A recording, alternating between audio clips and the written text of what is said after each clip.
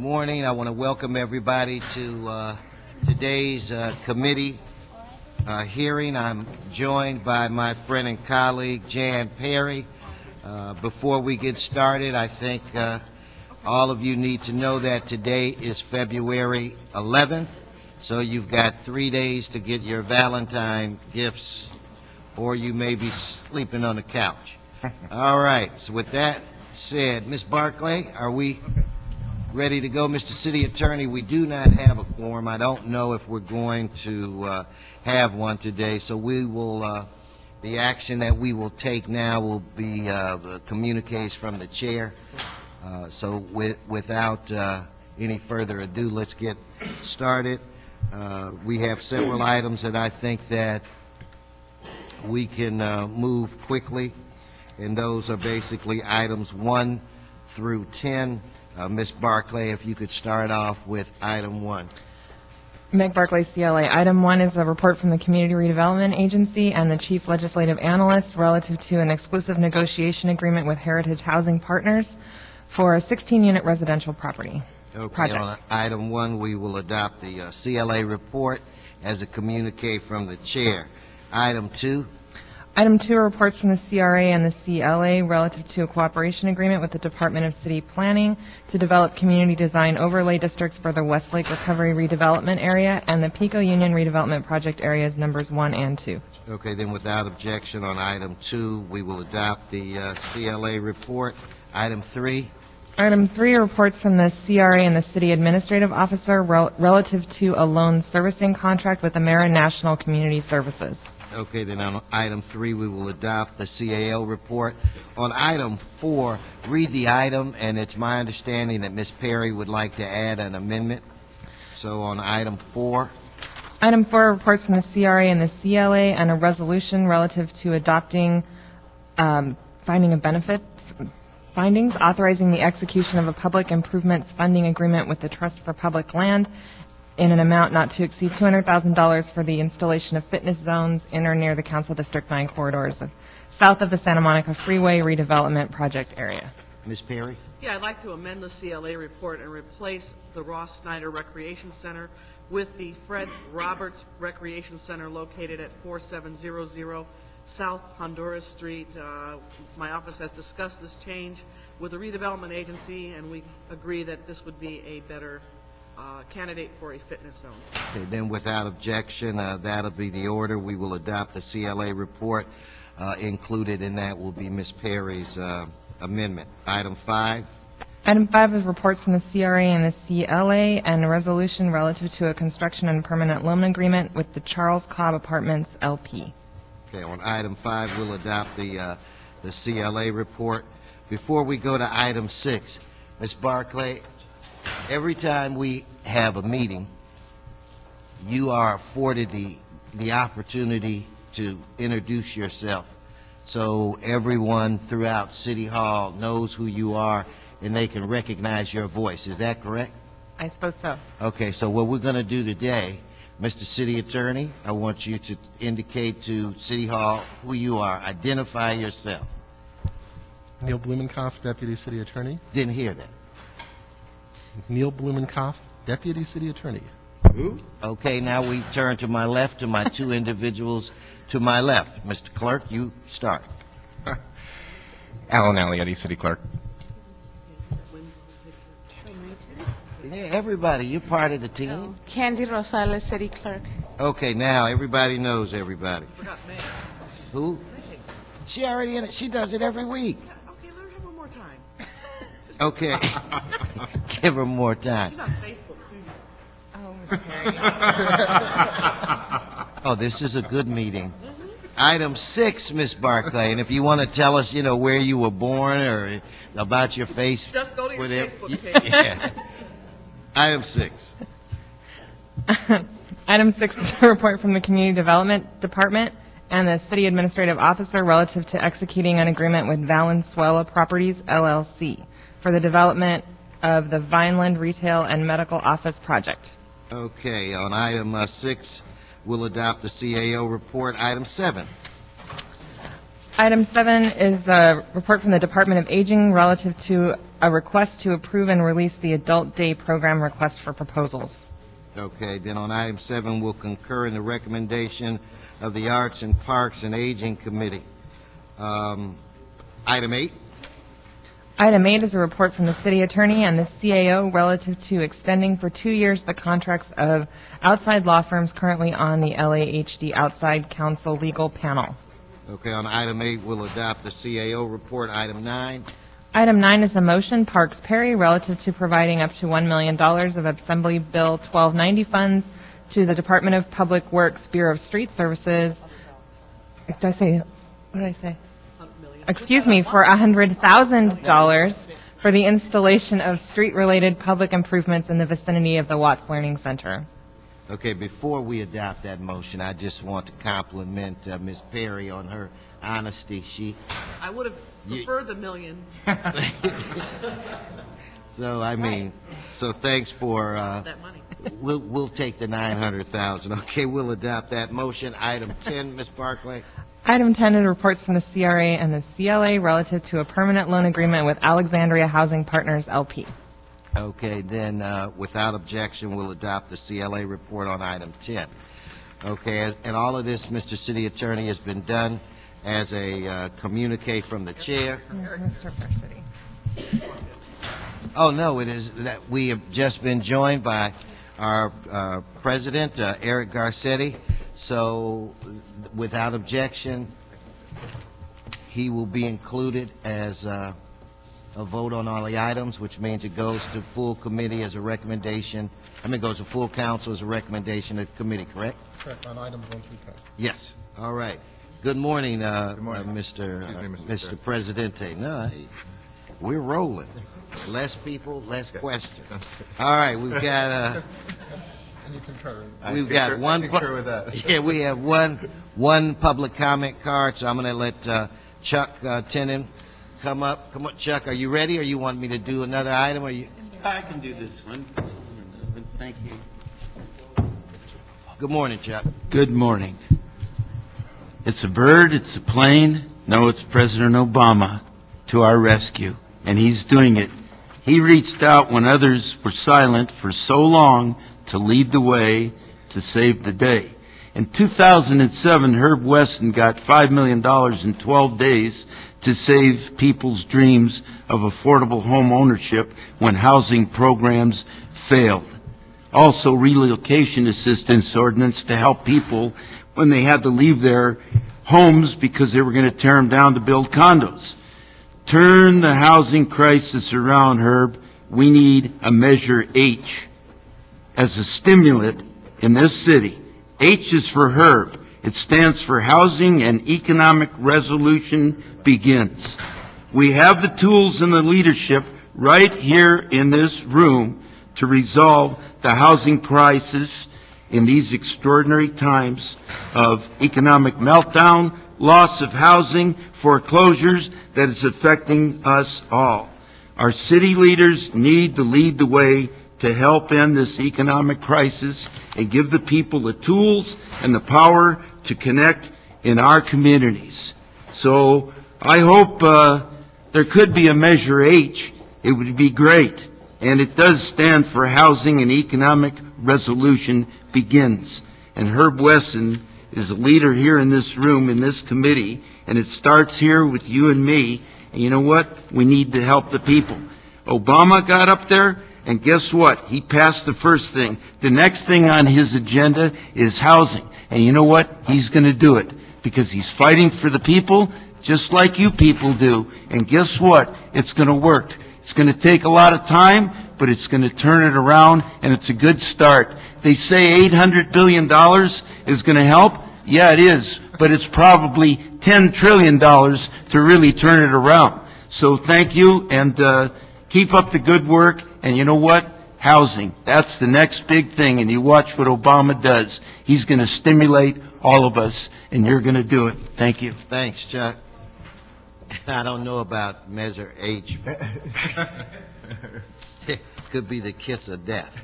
Okay, now with that said, that brings us to item 11. So, Ms. Barclay, if you could read item 11. Item 11 is a motion, Alarcon, Weezer, In relative... fact, I'm sorry. You know, why don't we put the two of them together? Mr. City Attorney, can we combine 11 and 12 and do them? Certainly. Okay, then that's what we'll do if Ms. Barclay allows me to do that. Absolutely. Okay, go. Item 10 is a motion, Alarcon, Weezer, relative to identifying $1.5 million in appropriate funds for implementation of a Council District 7 foreclosure prevention strategy pilot program. And item 12 is a motion, Weezer, Alarcon, relative to assisting homeowners of low or moderate income using current or future state or federal housing funds to refinance their mortgages, as well as devising a program to assist low and moderate income homeowners at risk of foreclosure with a mortgage assistance program. Mr. President, I don't know, we've got a Alarcon Weezer, a Weezer Alarcon.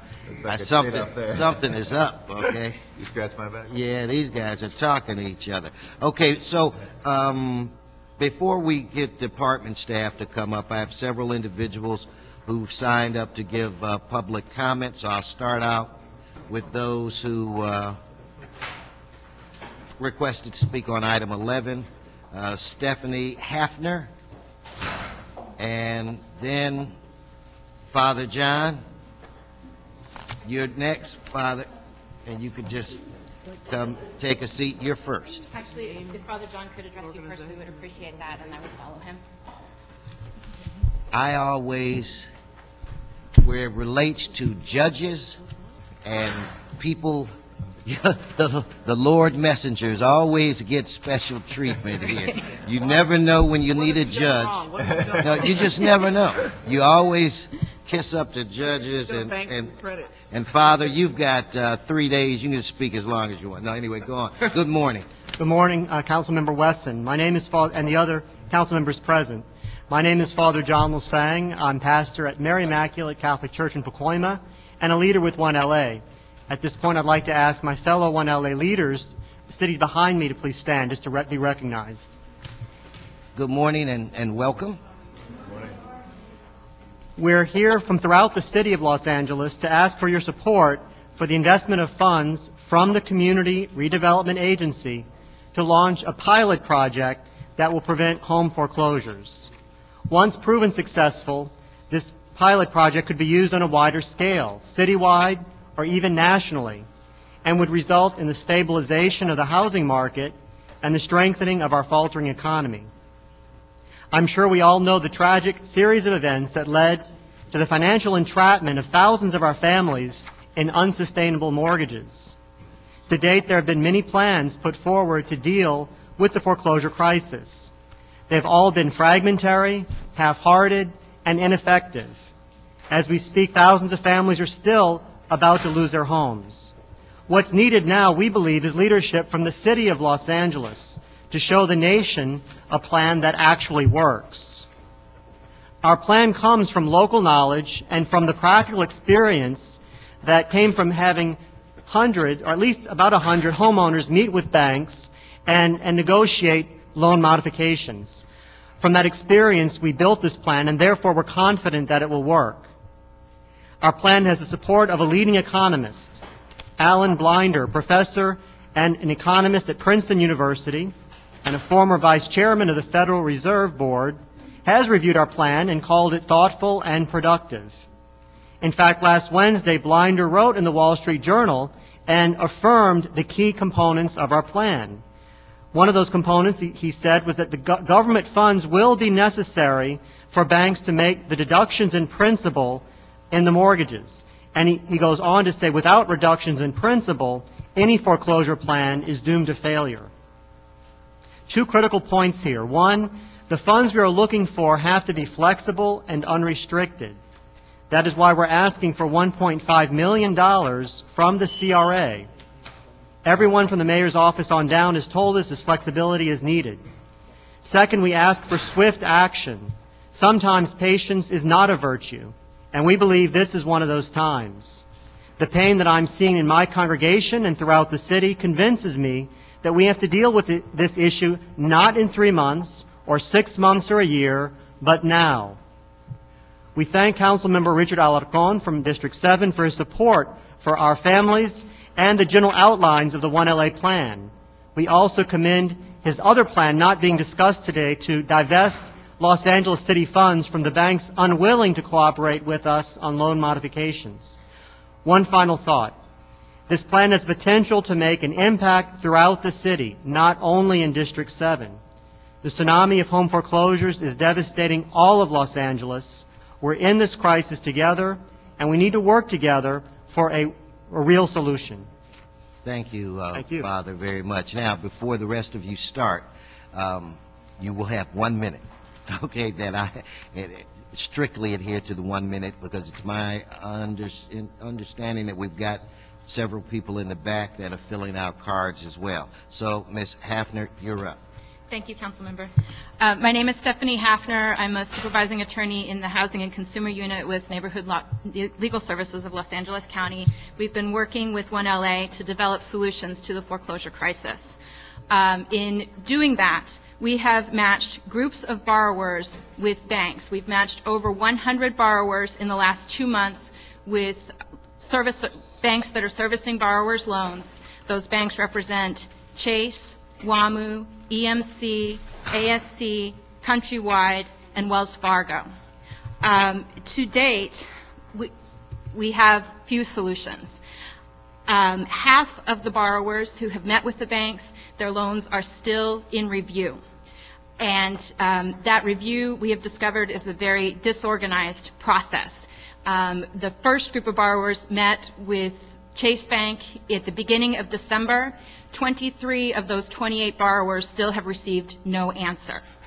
And we have legion examples of errors that they've made. May I proceed? Thank you. Thank you. You can wrap it up right now. Certainly. In fact, hold on 1 second. Where's the sergeant? How many people do I really have out there? Go on and talk. Okay. Of the solutions that have been offered, most modifications that have been offered are not sustainable in the long term. The vast majority that have been offered are set to have large resets in payments in 5 years, setting us up for problems that are very similar to the problems that have already created this mess. Only 8 of the 109 borrowers that we have seen so far have received long-term sustainable modifications. We have developed a plan to get to sustainable long-term modifications. That will necessitate reducing principal, and that is recognized now on the federal level in the form of bankruptcy reform. Thank you. It will also necessitate some public support. Thank you. In the form of a small, Thank you. soft second mortgage. Thank you. Thank you. We're going to do 2 minutes, okay? And she definitely got her too. Next, we have Samuel Chu. I'm going to actually ask my colleague Marshall Davis. And then we have, okay, now that was I love you guys. I appreciate you coming down here, but you got to remember, I run the committee, so I'm the one that sets up the rules. But since you're new, this first time I'm seeing you, I'm gonna act like I'm just the nicest guy in the world. So Marshall, But is it an act? It's an act, right? yeah, oh, serious act. Anyway, Marshall, you live in my district. Yes, I do. So be nice Somebody to me. give Marshall some water. Did you want a milkshake or something? Anyway, Marshall, you go first, and Samuel, you're second. Good morning. Good morning, sir. Yeah, he gets his minutes. 3 minutes. Seeing that you're asking what I want, I'd like my street redone, if anything. But that's another committee meeting. Anyway, you may ask why someone from the your district that is so far away from the valley is in support of this thing. Reason I do support it is that I'm a member of 1LA, and this organization is one that makes alliances that come together to meet the common needs of everyone else. And there's no doubt that the problems that are in the valley are definitely coming to my neighborhood. I'm one that has a loan that will eventually have to be readjusted in a couple of years and such, and I fear what's going to happen because my salary is making a payment now, but I cannot make that payment once it readjusts. And I always want to go back to how we got here. It wasn't by any fault of the common citizen and such. They followed the rules and what was put in front of them. My neighborhood over there on Sunlight Place, mainly elderly and retired individuals. And my fear is that some of them have loans that are going to come of due, and being on a fixed income, they're not going to be able to make it either. And so that affects me because the quality of my neighborhood may possibly go down. We have one home, that, not in your district, right across the street, that was recently in foreclosure in Councilman Park's district.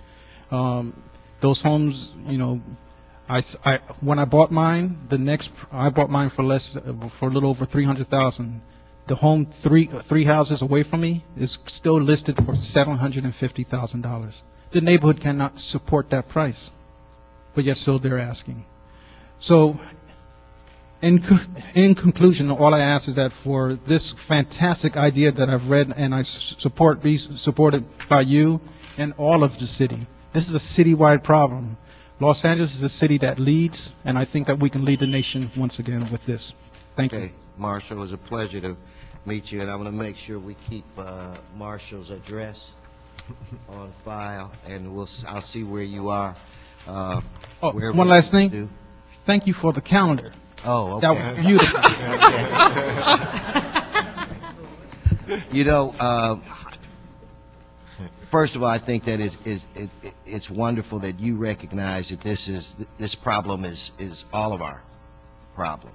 And in the district that we live in, that I represent, Ms. Perry and Mr. Garcetti, and we all are having problems. It may be slightly higher in some of the valley districts, but it is a problem that is not just citywide or countywide or statewide. It is a problem. Okay, now are you ready? You've been practicing your speech. You ready to go? I'm ready. Okay. Good morning. Well, thank you, Mr. Chair, and I do actually work in your district. I'm the pastor at Emmanuel Presbyterian Church, and that now you didn't tell me. You gotta put pastor. I'm still waiting for my calendar. We'll get you one, Andrew. Make sure. In fact, go downstairs. We have anybody there can quickly bring up calendars. So, Mr. Chair, you gotta put pastor on here because you outrank me. Yeah. All right. So I'm adding another minute to the clock just so that you know. No, you can have all the time. And I also chair the organization that is 1LA that works from West Los Angeles all the way to Pomona, where we represent about 90 institutions, congregations, schools, and labor unions, which is really represented here by not only the 4 leaders sitting up here and the 30 or so leaders in this room, but the families that we're gathering. And I began this work in working in foreclosure actually way before it ever hit the front page. About 2 years before, I started in church basement meeting with homeowners who were already in that crisis, and knowing from the very beginning that they were not getting responses. We work with a number of agencies who described the process of loan remodification as a little black box that nobody knows, and that there was never any response from loan servicing companies or banks as to what criteria or what motivations and interests they have in actually saving these homes. But between those basements meetings in my church and other congregations and January 25th, when about 1,500 leaders from 1LA gather at San Fernando High School, the bridge between the basement and that auditorium was a plan that we came up with. Was this plan that looked at the interests of not only the homeowners, the institutions and community that they're part of, but also the interests of the banks and the loan servicing agency who really are looking for someone to give them directions. We realize that the unresponsiveness that we receive from them has largely to do with that we haven't been able to be presented a plan that comes from a broad constituency such as this one. So we believe that this plan that we put forward in District 7 is one that needs to work and will work in District 7 with the support of this committee and the council, but that it needs to be expanded. That this is a chance. We cannot wait another 2 years to bridge from the church basement to the auditorium. We need plans and support right now so that we can make this work in District 7 and then make this work in District 10 and the other districts around this table. I've been involved with housing for a long time. I worked with President Garcetti on Prop H in his previous life and before it became Herb Wesson. And I'm on the board of 1010 Development, which Councilwoman Perry is very familiar with in your districts.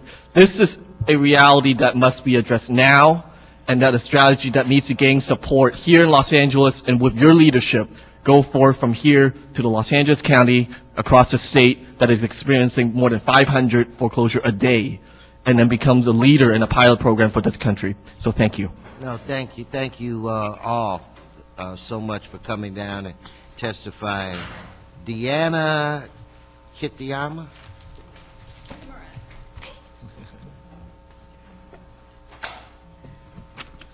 Well, I just took a shot. Anyway, good morning. Good morning. Chuck, you're on deck. Deanna Kitamura with CD14.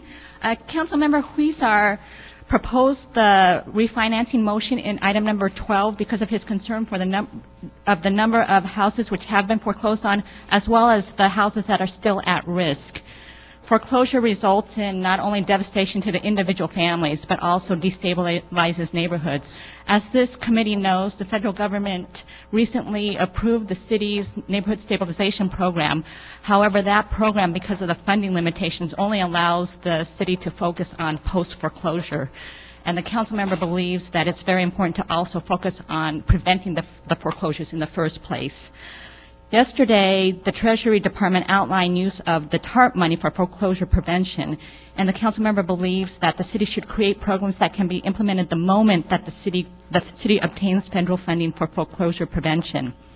The city's program should include refinancing assistance so low and moderate income homeowners can take advantage of the current low interest rates, and it should also include mortgage assistance so that at-risk homeowners can refinance. The council member hopes that this can move along quickly now that we no longer are merely speculating that the federal government will use TARP for foreclosure prevention. Thank you. Thank you, Chuck. This is for 12. Good morning again, Chuck. Good morning. It's refreshing to see that they're including both low and moderate incomes together. For a while they didn't. And at this time, don't lose the money. Use it wisely to help the people that need it. We need more programs like this so people don't lose their homes. Fear, stress, negativity, economic meltdown, foreclosures are bad, depressing elements, and unaffordable mortgages. At this time in our history, if this city asks for federal funds, because California and LA is a leader in loss of housing, homes, foreclosures, and a major contributor to our new administration. Tell me how you plan to devise a program that will work to assist low and moderate income homeowners with this program by using state and federal funds. Don't count on state funds. They don't have the money, and they need the money they have to save the mortgage on the state capitol for fear of losing it. If that happens, gee, we're all in trouble. But President Obama, God bless him, will give us the funds if we ask for it in the right way, and Herb can do that because Herb is the chairman of the Housing Committee of the City of Los Angeles, and he is a leader, and he has a passion for money. He told me once, we'll take it any way we can get it. And you know what? I believe that we can get it. Thank you. Thank you. Thank you. Okay, this is the last speaker, and I'm closing debate on these items, will be Maria Cabildo. Please come forward. And then we will have the councilman who introduced the motion on item 12. Sorry. My name is Maria Cabildo, and I'm the president of East LA Community Corporation. And about 2 years ago, we started seeing a trickle of people coming into our office having trouble making their mortgage payments. And now really it's a flood. Every Wednesday, our office is filled with people at a foreclosure prevention clinic. One thing that we noticed was a lot of these families, really what they needed was principal reduction. And part of this motion that's been proposed achieves that. through the placement of a soft second. I'd like to give the rest of my time to Angelica Rubio, who's my Director of Community Wealth and works with foreclosure prevention clients on a daily basis. Okay. Hello. We've served over 1,000 families since we started our program 2 years ago, and the reason that we support this program is because of that our clients do need principal reductions, and because a lot of our clients do have 80/20 loans. This type of program will help to alleviate any financial situation that they're facing. A lot of our clients could afford their first if there was a reduction, and it would be a significant reduction. For example, I have just a random sample of one of our clients who, if we were able to reduce their property, right now it's valued at $446,000. If we were to and they have an annual income of $48,000, which currently right now more than 50% of their income is going towards their home mortgage. If they're already behind. So what our suggestion is that if a third party pays down the mortgage by $50,000 in a silent second of up to 6% simple interest, their monthly payment would be reduced to below 45% of their income, and they would still be able to make their payment. And we just feel that with this type of program, it's a lot less expensive than a foreclosure. It's a lot less expensive than what the first-time homebuyer program provides for first-time homebuyers within the city, and it's also a lot less expensive than the neighborhood stabilization program for first-time homebuyers to purchase a foreclosed home. Thank you. In fact, I want to thank both of you for coming, and God, you guys got a lot in the 2 minutes. You said a whole lot. So if I had an award, I think I'd give it to the two of you. Okay. With that said, I did see, oh, there he is. I saw my colleague, Richard Alarcon, who I served with in the state assembly, and while he was a senator, I was an assemblyman, and it's a pleasure to serve with him now in the council. Thank you very much, members. And Chuck, did he say anything to you about he'd take his money any way he could get it? No, go. Only me. Only me, Chuck. And that's my friend. Yeah. As you know, nobody needs to tell you about the general crisis, and certainly President Garcetti has been very active, as we have, on the issue of foreclosures. This proposal is not greatly different from a motion I introduced over a year and a half ago, which would have had the city set aside, I think, $5 million in housing trust funds. For whatever reasons, that program did not prevail. But the idea is perhaps the time has come. The time has come to not listen to those people who say this is throwing away good money after bad. This is giving taxpayer money where it's inappropriate in the private sector. This is these people are responsible for their own losses, when in fact over 2 million people in the nation have lost their homes in the very short past. It is a social problem, and if we don't fix it, we will not be able to correct the lagging consumerism that drives our economy, and the city of LA will suffer.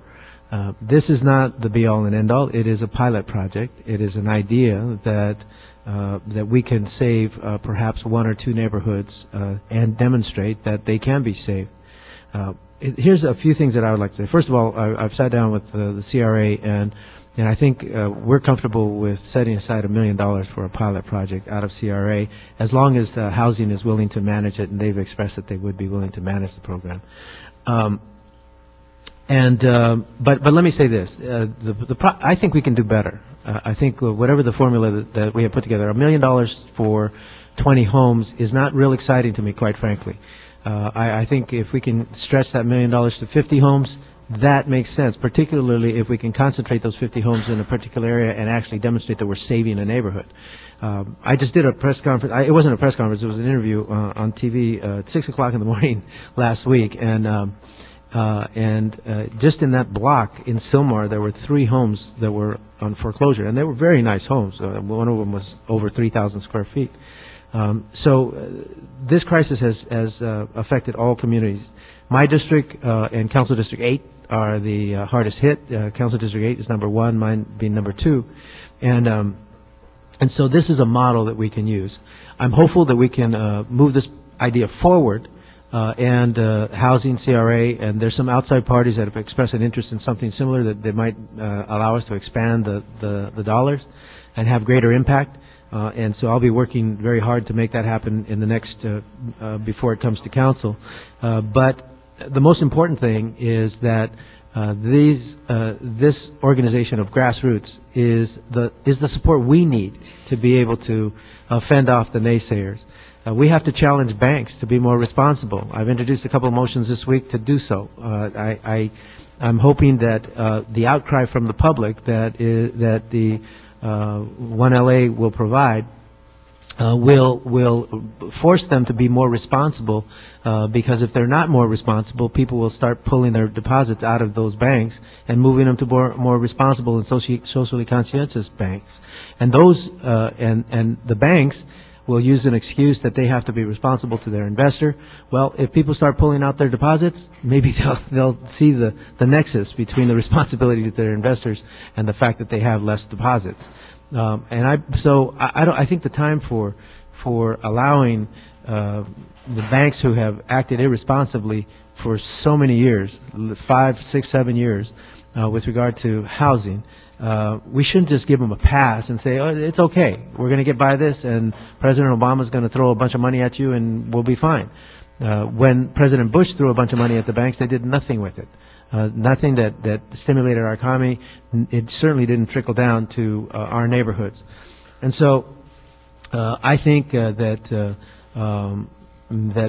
we can create scenarios where the banks are more willing to participate. The greatest challenges here are not the $1 million. We found, I went line by line through the CRA project area budget in my district, and we found $1 million. But the greatest challenge is going to be to get the banks to agree to discount their loans to the current appraised value. And if they can do it, I say it's a good neighborhood. But I would recommend that as we move this forward, I would want to tie it to a specific geographic area. I said we're losing about 1,000 homes a month in the San Fernando Valley to foreclosure. And if this program only affects 20 families in the San Fernando Valley, I said, how do you pick them? Which of the 1,000 do you pick? Is it just your clients that you take care of? Is that what this is? A special program just for you to satisfy your clients, or are we going to do it in a way that has the greatest impact? Well, if it indeed is a pilot project, then I think we need to demonstrate that we can actually stabilize a neighborhood. So I would look at those areas that have been mapped out that we believe are going to be consistent with the federal policies, that have high concentrations of foreclosures, and we should target 1 or 2 of them. And as we use these monies, they have to live in those areas so that we can make sure that we demonstrate a positive impact, and not only in terms of getting the banks to agree to loans, but a visual positive impact. Instead of boards on windows, we see flowers in gardens, and that's what I think we can do in a small way. I'm hoping that we can figure out a financing scheme that will increase by as much as 5 times the impact, but we're not quite there yet, but we do have an opportunity that we are exploring with housing and CRA. So with that, I want to... Perry. Oh, okay. Yeah, I just want to ask you a quick question, and you can just explain this to me. I noticed in the language of the motion that you instructed to work, and then you named 2 organizations, Neighborhood Legal Services and 1LA IAF. And I just wondered, legally, is that something that you can do, assuming that one of these categories of funds gets approved for use for this? Do you have to do it through a competitive process, or can you just direct the money to a particular organization? I don't know, and I would defer to housing and since they would be the manager of this program. But I believe in terms of the uniqueness of this approach, they are in the project area. They are providing services to people. They do have a body of clients, so they're likely to already have people ready to Do you move think they forward. have a list or something like that in the department of organizations? That The in the Northeast San Fernando Valley, let's just say Pacoima, Neighborhood Legal Aid is a unique organization in providing these kinds of I actually negotiated work with services. legal services in Pacoima, so I know that area very well. I don't know, maybe Yolanda's here, she might know. Yeah. Well, if I may clarify, we're not seeking the actual funds. We're You seeking. want to do that, Mr. Chair? Oh, I'm sorry. I'm Stephanie Hafner again. We'll get to you. Okay. Hello, good morning. Yolanda Chavez with the Housing Department. I think it depends on the source of funds. For federal funds, anyone who's going to receive funds, we have to go through a competitive process. So it depends on the type of funds that are used. Okay. Tax increment, particularly if it's AB 1290 money, we have less strings attached to it. Yeah, okay. Thank you. I'm Stephanie Hafner from Neighborhood Legal Services. If I may I'm clarify. gonna let you. Thank you. I appreciate that. We are not seeking the actual funds. As I understand it, the motion is to work with Neighborhood Legal Services and 1LA to develop a pilot project, and that's what we're seeking to do, is to develop the project. No. Let's be very clear. If this motion is approved at the council level, it would authorize the CRA to allocate $1 million. So Right. yes, we're not at the dollar amount, but the intention is to create a program. It's not just. So let me do this now. If I can get, I want to have. Do we have CRA that's here? Stephanie, you can go sit down. No, you can go. I just wanted to clarify that Stephanie, we as an organization are not. Stephanie, we're okay. Chill. Delilah Sotelo, Deputy Chief of Operations for Housing at the Redevelopment Agency. Had you guys had any discussions? Richard, have you had any discussions at all? At first blush, what are your thoughts? We have worked very closely with the Councilman's office to look at a variety of techniques and programs that can keep people in their homes. It's a top priority for his office, and we fully support it. So this is one of many strategies that we've reviewed and looked at and tried to figure out whether our redevelopment dollars could really be used towards this purpose. And we've concluded that a pilot program such as this could actually go a long way to help us leverage other dollars, potentially federal dollars, also some other private dollars that could potentially go to stave off the crisis. So yes, we are very interested in working on a pilot program that would potentially be up to $1 million for this particular one. But as the councilman says, it's really important for it to be geographically based and that there be an actual connection to improving and stabilizing the neighborhood, which is what we care about. I think in terms of. Wait a minute. Just to clarify. Hold, Yolanda. Oh, sure. I hear a telephone and a voice on the telephone. We can hear every word. And I just discovered who the culprit was too. He should know better. He should know better. Yolanda. So my understanding of the program, I believe, is that 1LA and Legal Aid have been working with lenders to help borrowers modify their loans. And part of that modification is to restructure their debt. Because I think what's really important is that it's not just about a simple refinance, because that really doesn't assist people who owe more on their mortgage than the home is worth. It's really about a loan modification and also restructuring that debt so they forgive some of that principal. And I believe that's the goal, and that the soft second would be used in those instances when, after the loan modification is finalized, the homeowner still needs some assistance to meet that affordability gap, where they still have a gap. And that the councilman would ask the housing department to administer the $1 million as the soft second program for that purpose.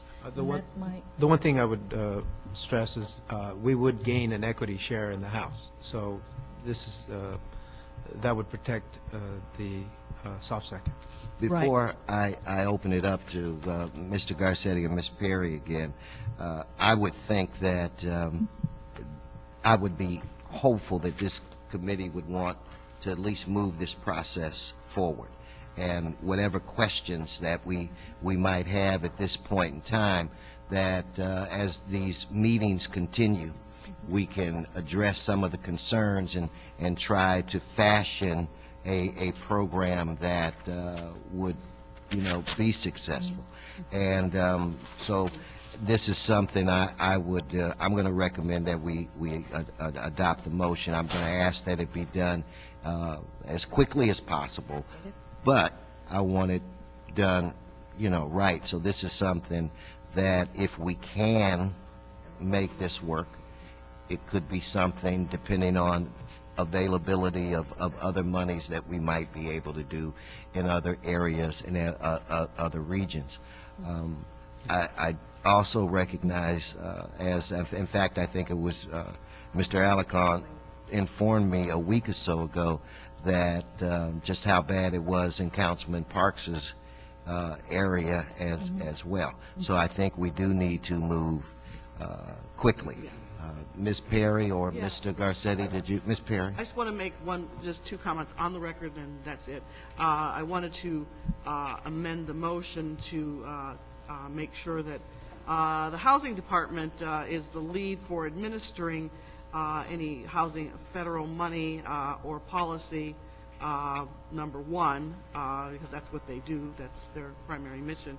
And I appreciate Mr. Alarcon's clarification on my question, which I wanted to just put on the record again so it's clear. I raised the question of, can we direct funds to specific groups without, say, a competitive process? And I assume that depends on what funding ultimately results and whether there are restrictions on it or not, but or what restrictions there are on it or not. But most federal programs have restrictions. But so those are my 2 points of clarification.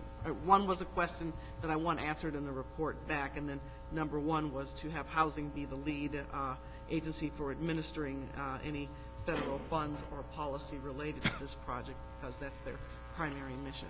Mr. City Attorney, you grabbed your mic. Did you have anything to say, or did Ms. Perry clarify? I think Ms. Perry, raised it well. I mean, obviously, our office will work with the departments, in identifying what funding sources are being considered and what rules apply to them, and whether or not there would need to be what form of competitive procurement may be necessary, or whether a non-competitive selection could be used.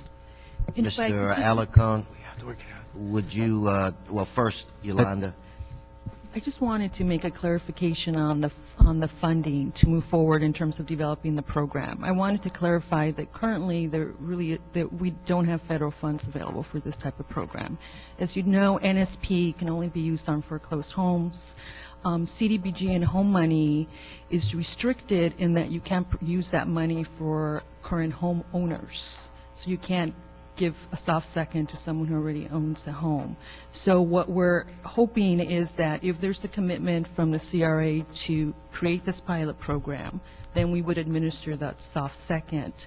In terms of what the future holds, I think you all heard the Treasury Secretary talk about the $50 billion he's hoping to come forward with to help stem foreclosures, and those details should be forthcoming in a couple of weeks. So we will definitely be ready to report on that to see how it would assist the city citywide. And then there's also, depending on what happens with the stimulus package and the conference committee, there may be some new CDBG money with more flexibility. So as soon as that happens, we'll come and report. But in terms of this pilot program, I just wanted to be clear on that. Okay, well, I hope that the Treasury Secretary learned from yesterday that next time you go before the mic, you better dot every I and cross every T. My question to you before you speak, Mr. Alarcon, were you comfortable, would you accept Ms. Perry's amendments as friendly amendments? Actually, the request came from CRA. They want the Housing Department to manage the program. That's not a problem. Yeah. Okay, so fine. But I do want to, yeah. And I want to afford the council president the opportunity to speak. Thank you. And to say sometimes recognize when you have, I say this from time to time, in sales business, when you've made the sale. Close the deal. Yeah. Close the deal. We'll have a half hour of questions for Mr. Alarcon. See? Unfortunately, I'm not in sales. Thank you, Mr. Alarcon, and thank you to 1LA as well. You always do your research, and you always come prepared. And I'm very supportive of this moving forward. And you know, it's difficult to know how exactly we scale up citywide, just because some people have different amounts of AB 1290 money, which is the most flexible money we have, probably of all of these sources. In speaking to yesterday, I spoke with the HUD Secretary, Sean Donovan, and they're looking at the difference between the Senate and the House versions of the stimulus package. And there are a number of things that were taken out. The Neighborhood Stabilization Program, which we're not talking about, was actually completely taken out by the Senate, which is the less efficient, as was portrayed by some folks here, but nevertheless very critical way of, once people are out of their homes and they're foreclosed, how we get people back in. But you know, it's very clear that I think we can do things to stabilize individual neighborhoods, but the big relief is going to be from national leadership that comes in demanding that these banks renegotiate and value all of these loans. I mean, it's in their interest to do so, but there's been very little national leadership to do that thus far. He was not particularly optimistic that that would happen in the short term, which leaves us looking for what we do in the meantime. But I also know that I think a dual strategy that the city would now be pursuing, doing this with direct help, as well as the assistance that folks like the Los Angeles Community Corporation are doing. The hotline that we've set up through the city, I think, has served about 50,000 people in the last 2 years now, or with our partners, with Operation Hope and our other folks. They had 11,000 calls last month. They had, I think, 5,000 calls in December, 3,400 calls in November. So it's ramping up that people know about it, but it also gives you an idea of the problem, especially as we look at March for all the loans that are going to reset again, and another onslaught of probably another $1 trillion of homes.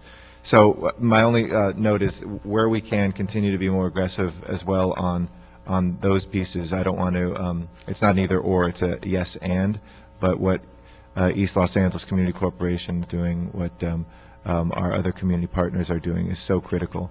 And where we can get the banks to actually step up, I was disappointed to see, I was pleased to see the effort 1LA made, but I think what your experience is what we're experiencing with the banks, which is very little accountability. They send somebody out who doesn't really know. They don't even know what they own. They don't know, you know, there's been so many mergers. They don't have authority to really do anything about it.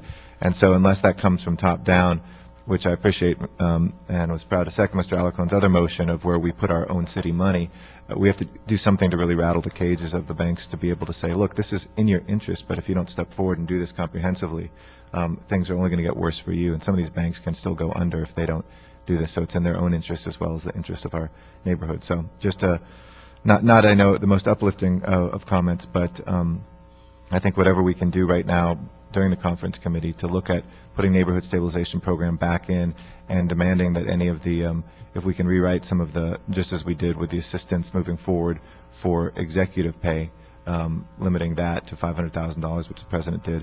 I think the big mistake was we didn't demand that the banks renegotiate as a condition of their assistance, and we need to try to lobby for that between now and the final passage of the package. Thank you, Mr. President. At the risk of overselling, it's very important that we understand that the banks will pick and choose where to lend, and that will be based on where they anticipate people will be able to keep their jobs. Those communities that have higher rates of unemployment are going to have a tougher time financing their homes. So the banks, if you're going to finance, if you're going to take a risk, you renegotiate down to current appraised value in Beverly Hills, you have a pretty good shot that that person is not going to be unemployed in the future.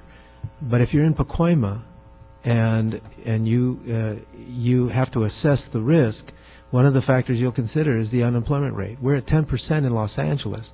So Los Angeles as a whole will be victimized by banks who are creaming their financing processes unless we can find ways to shore up the gap, as Yolanda was describing. In your community, in Jan Perry's community, in Eric Garcetti's community, I can tell you that the banks are not flocking to our communities to provide these loans. So the stabilization program is critical. We already have vacant homes, Retaining the loans is great moving forward, but we already have thousands and thousands of vacant properties that have to get people into them, and if we don't, the economy is going to continue to spiral down. So absolutely, and the neighborhoods will be unstable. So I thank you for your support, but trust that we are.